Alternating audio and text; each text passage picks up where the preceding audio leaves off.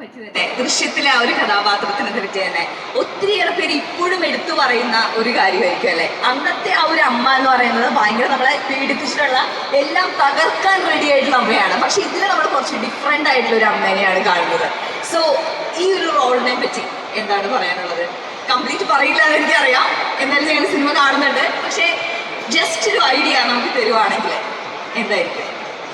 എല്ലാവർക്കും എൻ്റെ വിനീതമായ നമസ്കാരം. ഗീത പ്രഭാകർ അങ്ങനെ ഭയങ്കര പേടിപ്പിക്കുന്ന അമ്മയല്ല.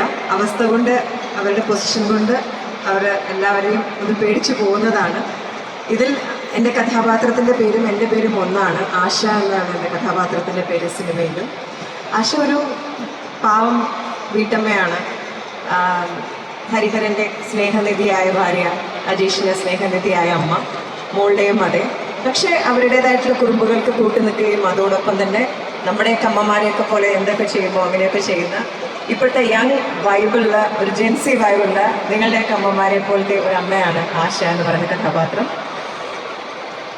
അത്രയാണ് കഥാപാത്രത്തിൽ